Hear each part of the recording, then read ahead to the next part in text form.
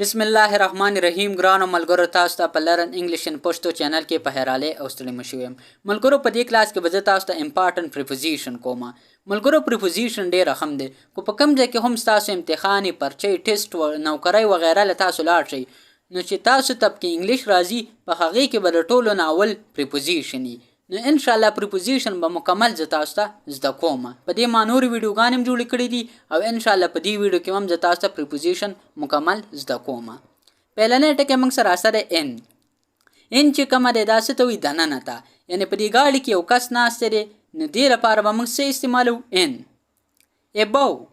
ابو مطلب دی بره، یعنی د دې پیشو نه بره دا پیراشوټ دی، نو د بره لپاره به موږ څه استعمالو؟ ابو.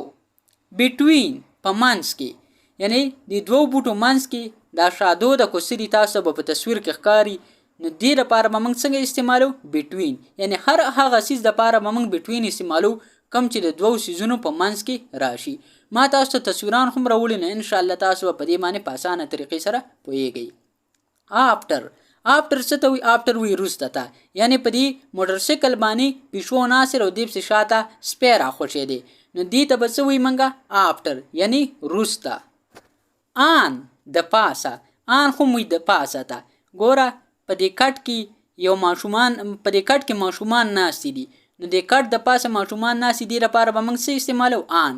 یا که په ټیبل باندې کتاب وغیره پروت دي لپاره به موږ آن استعمالو. انډر لاندې، تاسو ته به دا ټیبل ښکاري، د دې نه لاندې سپی دی، ورکوټی سپی دی، نو دې لپاره به موږ څه استعمالو؟ انډر، یعنی لاندې. اکراس څه ته وایي؟ اخوا سایډ ته. اخوا سایډ ته لکه مطلب بل سایډ ته. اکراس د روډ اخوا سایډ ته، نو دې لپاره به موږ څه استعمالو؟ اکراس. بیفور مخکې، تاسو ته به دا سایکل ښکاري، په دې باندې مخکې سپی ناستی دی او وروسته پسې پیشو ده، نو پیشو تې وروسته ده او سپی تې مخکې دی، نو دې ته به موږ څه وایي؟ بیفور، یعنی مخکې. بیهایند وایي شاته، تاسو ته به دا بوټي ښکاري او دې بوټي نه شاته اخوا سپی دی، نو دې شاته لپاره به موږ څه استعمالو؟ بیهایند، یعنی د هر شي شاته به موږ څه استعمالو؟ دې ته به موږ وایي بیهایند. نیکسټ مطلب دی بله، یعنی که چېرته تاسو یو ځای ته لاړ شئ او هلته تاسو ته راشي چې نیکسټ به ته ورځې که نه، نو د دې مطلب دا دی چې د دې نه بعد به ستا نمبر وي.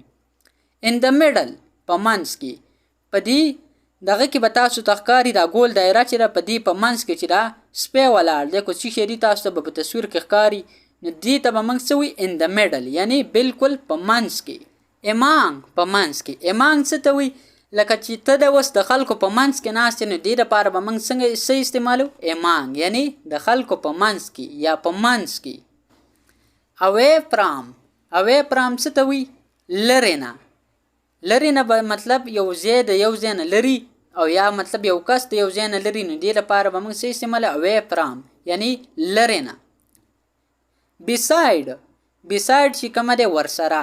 بیسایډ څه ته وایي؟ تاسو ته به دا کس ښکاري، د سره خپل سپی ورسه دی، نو داسې چې را کوم سپی ورسه دی دا چې شی دی؟ بیسایډ. بینیت څه ته وایي؟ لاندې. د بوټي نه لاندې غوا ملاستې ده، تاسو ته به ښکاري، دغه لاندې ملاستې ته به موږ څه وایي؟ بینیت. اوټ بهر، تاسو ته به دا کارټون ښکاري، دا د خپل کور نه بهر راوتی دی، نو دې ته به موږ څه وایي؟ اوټ. یعنی که چېرته تاسو هم د یو کمرې نه اوټ یاستئ، یا د کور نه اوټ، یا د یونیورسټۍ نه اوټ یاستئ، په کوم ځای نه هم اوټ یاستئ، نو دې دپاره به موږ څه استعمالو؟ اوټ، یعنی بهر. نیر نږدې، تاسو ته به دا کارټون ښکاري، دا د خپلې ګاډۍ سره نږدې دی، نو دې ته به موږ څه وایي؟ نیر، یعنی نږدې. ان فرنټ مخامخ، تاسو ته به دا کارټون ښکاري، دا د بوټي ته مخامخ دی، نو دې ته به موږ څه وایي؟ ان فرنټ، یعنی که ستاسو هم یو کس مخامخ ولاړي، نو دې ته به موږ څه استعمالو؟ ان فرنټ. اراوند چې کومه دی اخوا دېخوا، د بوټي نه اخوا دېخوا کارټونان دي، سپی دی، یو پیشو ده، دا اخوا دېخوا دي، نو دې ته به موږ څه وایي؟ اراوند، یعنی اخوا دېخوا. ایټ به موږ څه دپاره استعمالو؟ کله چې تاسو په خپل کور کې یاستئ او ته چېرته یو کس ته وایي چې زه په خپل کور کې یم، نو ته به ورته څه وایې؟ آی ایم ایټ هوم، یعنی زه په خپل کور کې یم. ملګرو، دا و زموږ نننی کلاس. ان شاء الله دا پریپوزیشن به زه تاسو ته په جملو کې هم استعمالوم، خو پیله تاسو دا زده کړئ چې دا په پریپوزیشن کې راځي او تاسو د دې معنی زده کول هم ستاسو لپاره ډیر ضروری دي.